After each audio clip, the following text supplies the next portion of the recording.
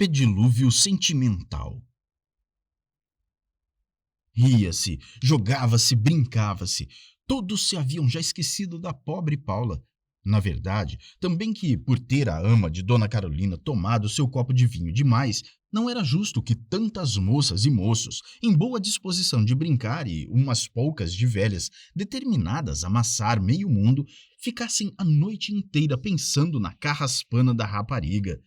E, além disso, 4 semidoutores já haviam pronunciado favorável diagnóstico. Como, pois, se arrojaria Paula a morrer contra a ordem expressa dos 4 hipocratíssimos senhores? Era por isso que todos brincavam alegremente, menos o Sr. Kebler, que diante de meia dúzia de garrafas vazias roncava prodigiosamente. Grande alemão para roncar. Era uma escala inteira que ele solfejava com bemóis, B-quadros e sustenidos. Dir-se-ia que entoava um hino, a Baco. Os rapazes estavam nos seus gerais. A princípio, como é seu velho costume, haviam festejado, cumprimentado e aplaudido as senhoras idosas que se achavam na sala, principalmente aquelas que tinham trazido consigo moças. Mas, passada meia hora, adeus etiquetas e cerimônias. Estabeleceu-se um cordão sanitário entre a velhice e a mocidade. A senhora Dona Ana achou a ocasião oportuna para ir dar ordens ao chá. Dona Violante ocupou-se em desenvolver a um velho roceiro os meios mais adequados para se preencher o déficit provável do Brasil para o ano financeiro de 44 a 45, sem aumentar os direitos de importação nem criar impostos, abolindo-se, pelo contrário, a 10ª urbana. Já se vê que Dona Violante tinha casas na cidade. Restavam 4 senhoras que julgaram a propósito jogar um embarque que, na verdade, as divertia muito, como o episódio do As Galar o Sete. Havia, enfim, outra mesa em que alguns senhores, viúvos, casados e velhos pais, perdiam ou ganhavam dinheiro no écarté. Jogo muito bonito e muito variado, que nos vieram ensinar os senhores franceses, grandes inventores, sem dúvida. A rapaziada empregava melhor o seu tempo. Também jogava, mas na sua roda não havia nem mesa, nem cartas, nem dados. O seu jogo tinha diretor que, exceção de regra entre os mais, não podia ter menos de 50 anos. Era um homem de estatura muito menos que ordinária. Tinha o rosto muito vermelho, cabelos e barbas ruivas, gordo, de pernas arqueadas. Ajuntava ao ridículo de sua figura muito espírito. Não estava bem, senão entre rapazes.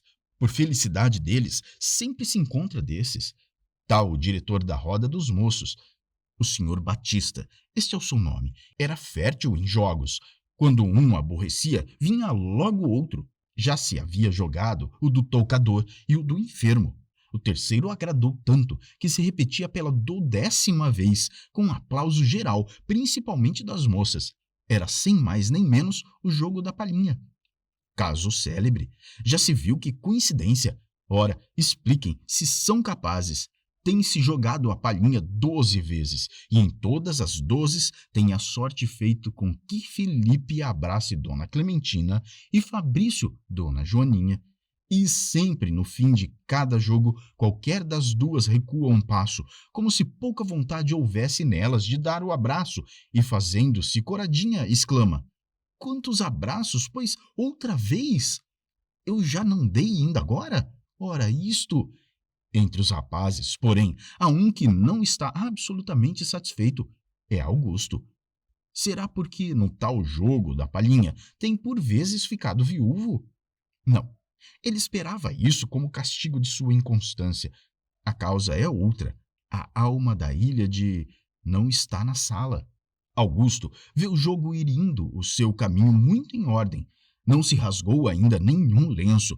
Felipe ainda não gritou com a dor de nenhum beliscão. Tudo se faz em regra e muito dinheiro. A travessa, a inquieta, a buliçosa, a tentaçãozinha não está aí. Dona Carolina está ausente. Com efeito, Augusto, sem amar Dona Carolina, ele assim o pensa, já faz dela ideia absolutamente diversa da que fazia ainda há poucas horas. Agora, segundo ele, a interessante moreninha é, na verdade, travessa, mas a cada travessura ajunta tanta graça que tudo se lhe perdoa. Dona Carolina é o prazer em ebulição. Se é inquieta e buliçosa, está em selo a sua maior graça. Aquele rosto moreno, vivo e delicado, aquele corpinho, ligeiro como abelha, perderia metade de que vale se não estivesse em contínua agitação. O beija-flor nunca se mostra tão belo como quando se pendura na mais tênue flor e voeja nos ares. Dona Carolina é um beija-flor completo. Neste momento, a senhora Dona Ana entrou na sala e depois, dirigindo-se à grande varanda da frente, sentou-se defronte do jardim. Batista acabava de dar fim ao jogo da palhinha e começava novo. Augusto pediu que o dispensassem e foi ter com a dona da casa. Não joga mais, senhor Augusto? Disse ela. Por ora não, minha senhora. Parece-me pouco alegre. Ao contrário, estou satisfeitíssimo. Oh, seu rosto mostra não sentir o que me dizem seus lábios. Se aqui lhe falta alguma coisa, na verdade que aqui não está tudo, minha senhora. Então que falta? A senhora Dona Carolina. A boa senhora riu-se com satisfação. Seu orgulho de avó acabava de ser incensado. Era tocar-lhe no fraco. Gosta de minha neta, senhor Augusto? É a delicada borboleta deste jardim, respondeu ele, mostrando as flores. Vá buscá-la, disse a senhora Dona Ana, apontando para dentro. Minha senhora, tanta honra! O amigo de meu neto deve merecer minha confiança. Esta casa é dos meus amigos e também dos dele. Carolina está sem dúvida no quarto de Paula. Vá vê-la e consiga arrancá-la de junto de sua ama. A senhora Dona Ana levou Augusto pela mão até ao corredor e depois o empurrou brandamente. Vá, disse ela, e receba isso como a mais franca prova de minha estima para com o amigo de meu neto. Augusto não esperou ouvir nova ordem e endireitou para o quarto de Paula com presteza e alegria. A porta estava cerrada, abriu sem ruído e parou no limiar. 3 pessoas havia nesse quarto. Paula, deitada e abatida sob o peso de sua sofrível mona, era um objeto triste e talvez ridículo, se não padecesse. A segunda era uma escrava, que acabava de depor, junto do leito, a bacia em que Paula deveria tomar o pedilúvio recomendado, objeto indiferente. A terceira era uma menina de 15 anos que desprezava a sala, em que borbulhava o prazer pelo quarto em que padecia uma pobre mulher. Este objeto era nobre. Dona Carolina e a escrava tinham as costas voltadas para a porta e por isso não viam Augusto. Paula olhava, mas não via, ou antes não sabia o que via. Anda, Tomásia, dá-lhe o escaldapés, disse Dona Carolina. Pela sua voz, conhecia-se que tinha chorado.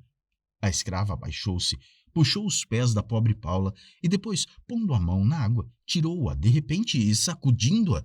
Está fervendo, disse. Não está fervendo, respondeu a menina. Deve ser bem quente, assim disseram os moços.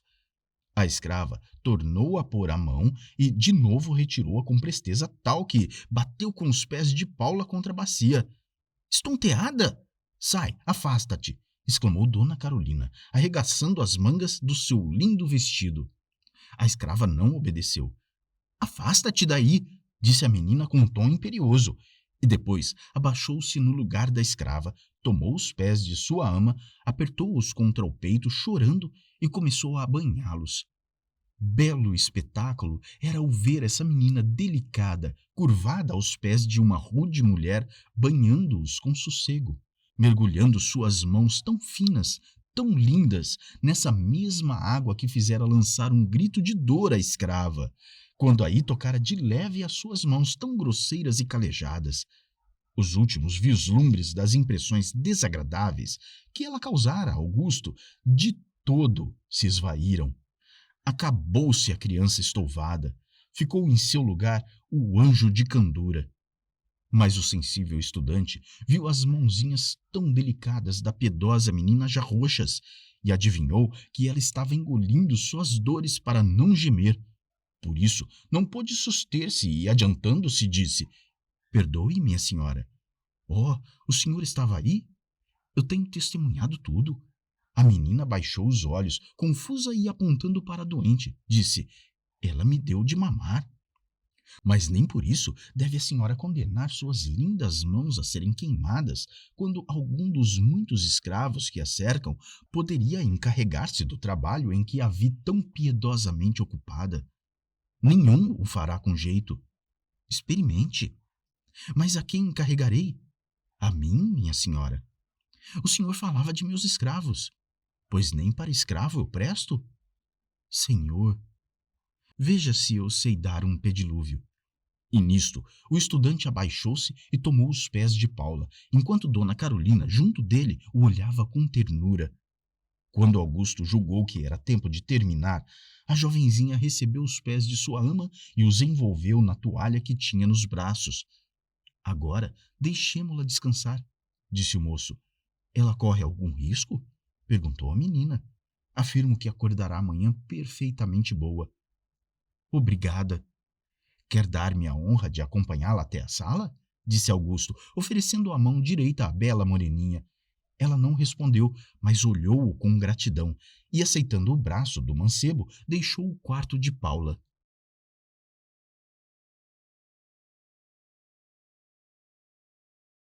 Um dia em 4 palavras. Ao romper do dia de Santana, estavam todos na ilha descansando nos braços do sono. Era isso muito natural, depois de uma noite como a da véspera, em que tanto se havia brincado. Com efeito, os jogos de prendas tinham se prolongado excessivamente. A chegada de Dona Carolina e Augusto lhes deu ainda dobrada viveza e fogo. A bonita moreninha tornou-se mais travessa do que nunca, 1000 vezes bulhenta, perturbava a ordem dos jogos, de modo que era preciso começar de novo o que já estava no fim. Outras tantas, rebelde, não cumpria certos castigos que lhe impunham, não deu um só beijo, e aquele que atreveu-se a abraçá-la teve em recompensa um beliscão. Finalmente, ouviu-se a voz de vamos dormir, e cada qual tratou de fazer por consegui-lo. O último que se deitou foi Augusto, e ignora-se porque saiu de luz na mão a passear pelo jardim. Quando todos se achavam acomodados, de volta do seu passeio noturno, atirou-se entre Fabrício e Leopoldo e imediatamente adormeceu. Os estudantes dormiram juntos. São 6 horas da manhã e todos dormem ainda ao sono solto. Um autor pode entrar em toda parte, pois não, não, alto lá. No gabinete das moças, não, senhor. No dos rapazes, ainda bem. A porta está aberta. Eis os 4 estudantes, estirados numa larga esteira, e como roncam. Mas que faz o nosso Augusto? Ri-se, murmura frases imperceptíveis, suspira. Então o que é isso lá? Dá um beijo em Fabrício. Acorda espantado e ainda em cima empurra cruelmente o mesmo a quem acaba de beijar. Oh, beleza! Oh, inexplicável poder de um rosto bonito que, não contente com as zombarias que faz ao homem que vela, o ilude e ainda zomba dele dormindo.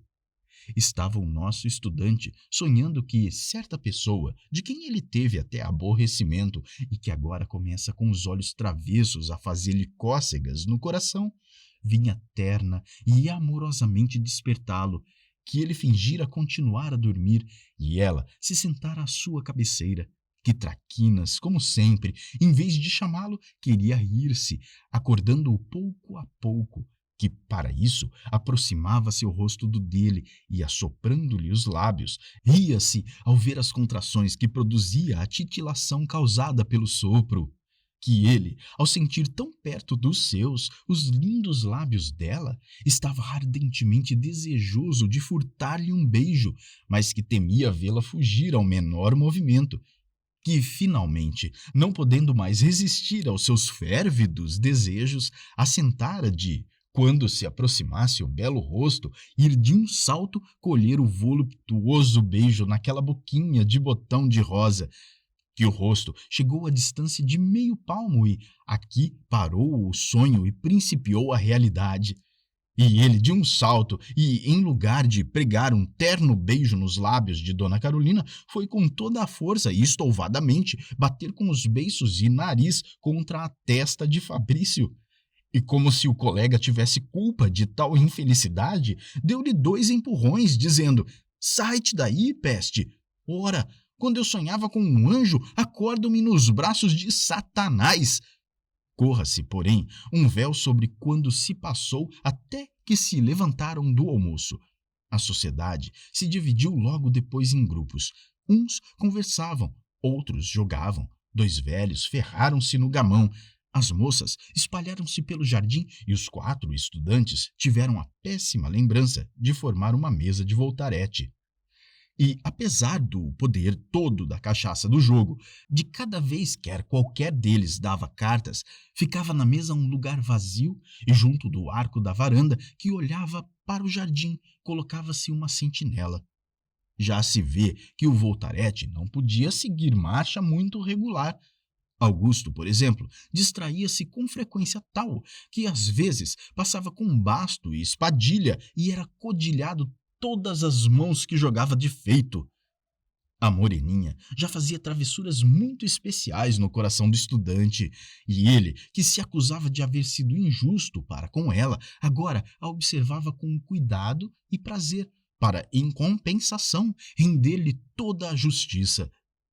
Dona Carolina brilhava no jardim, e mais que as outras, por graças e encantos que todos sentiam e que ninguém poderia bem descrever, confessava-se que não era bela, mas jurava-se que era encantadora. Alguém queria que ela tivesse maiores olhos, porém não havia quem resistisse à viveza de seus olhares. As que mais apaixonados fossem da doce melancolia de certos semblantes, em que a languidez dos olhos e brandura dos custosos risos estão exprimindo amor ardente e sentimentalismo, concordariam por força que no lindo rosto moreno de Dona Carolina nada iria melhor do que o prazer que nele transluz e o sorriso engraçado e picante que de ordinário enfeita seus lábios. Além disto, sempre em brincadora guerra com todos e em interessante contradição consigo mesma, ela, a um tempo, solta um ai e uma risada, graceja, fazendo-se de grave, fala, jurando não dizer palavra, apresenta-se, escondendo-se, sempre quer, jamais querendo. Nunca também se havia mostrado a moreninha tão jovial e feiticeira, mas para isso boas razões havia. Esse era o dia dos anos de sua querida avó, e a pobre Paula, sua estimada ama, estava completamente restabelecida. Eis uma deliciosa invasão. 10 moças entram de repente na varanda e, num momento dado, tudo se confunde e amotina. Dona Carolina atira no meio da mesa do voltarete uma mão cheia de flores, enquanto Felipe faz tensão de dirigir-lhe um discurso admoestador. Ela furta-lhe a espadilha e voa para tornar a aparecer logo depois. É impossível continuar assim. Dá-se por acabado o jogo e a moreninha, à custa de um único sorriso, faz as pazes com o irmão. Parabéns, senhora Dona Joaquina, disse Augusto. Já triunfou de uma de suas rivais. Como? Perguntou ela. Ora, que esta minha prima nunca entende as figuras do senhor Augusto, acudiu Dona Carolina. Explique-se, senhor doutor. Sua prima, minha senhora, a Aurora e a Rosa disputam sobre qual primar há na viveza da cor. E eu vejo que ela já tem presa no cabelo uma das 2 rivais. Eu o encarrego com prazer da guarda fiel desta minha competidora. Seja o seu carcereiro, disse Dona Quinquina, querendo tirar uma linda rosa do cabelo para oferecê-la a Augusto. Oh, minha senhora, seria um cruel castigo para ela que se mostra tão vaidosa. Pois rejeita? Certo que não. Aceito, mas rogo um outro obséquio. Qual? Que por ora lhe conceda seus cabelos por homenagem. Pois bem, será satisfeito, eu guardarei a sua rosa. Mas cuidado, não haja quem liberte a bela cativa, disse Leopoldo. Protesto que a hei de furtar, acrescentou Dona Carolina. Desafio-lhe a isso, respondeu-lhe a prima. Então começou uma luta de ardis e cuidados entre a moreninha e Dona Quinquina.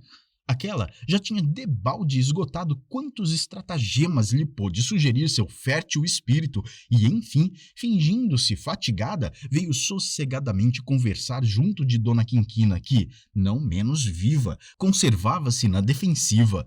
Depois de uma meia hora de hábil afetação, a menina travessa, com um rápido movimento, fez cair o leque de sua adversária.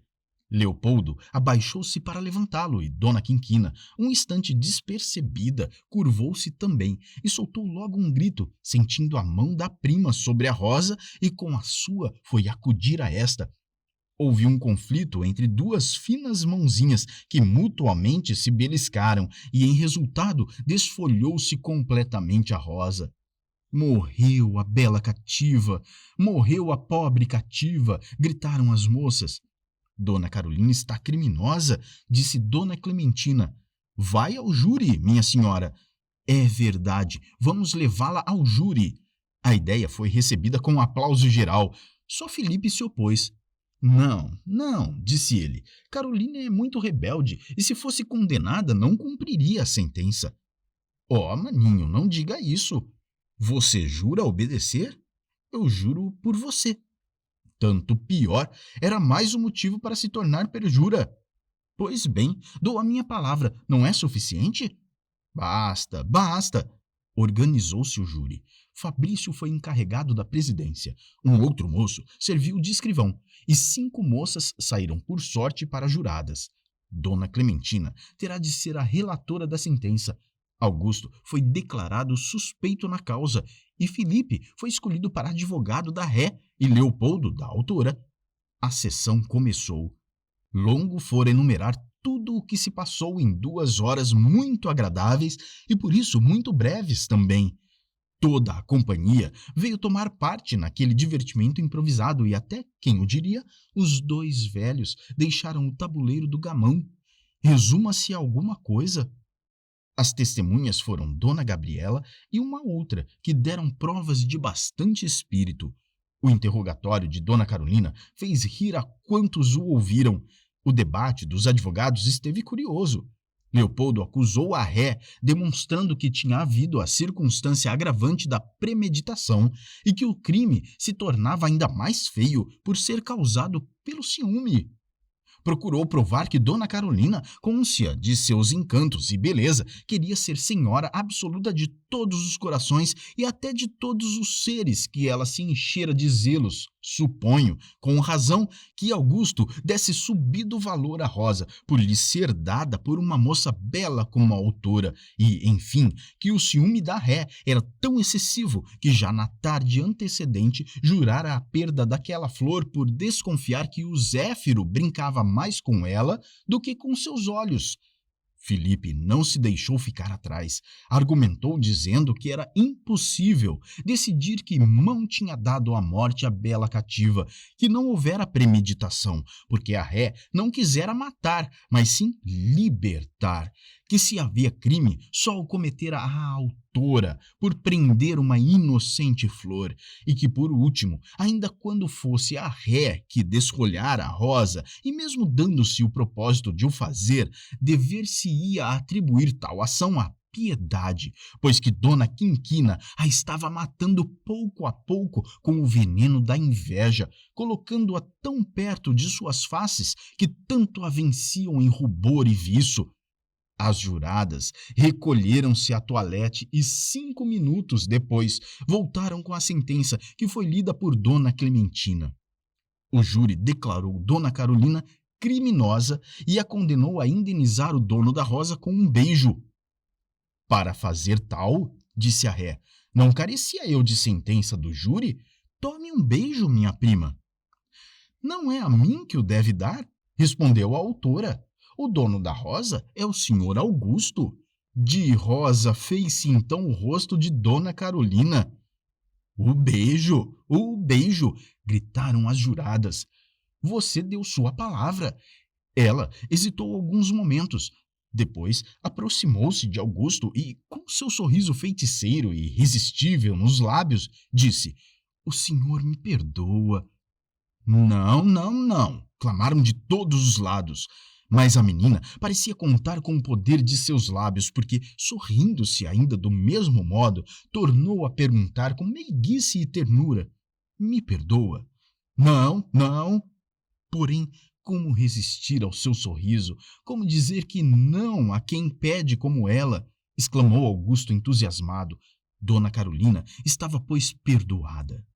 Agradecida, disse ela com vivo acento de gratidão e estendeu sua destra para Augusto, que, não podendo ceder tudo com tão criminoso desinteresse, tomou entre as suas aquela mãozinha de querubim e fez estalar sobre ela o beijo mais gostoso que tinha até então dado seus lábios. A manhã deste dia foi assim passada, e à tarde voltou-se aos preparativos do sarau.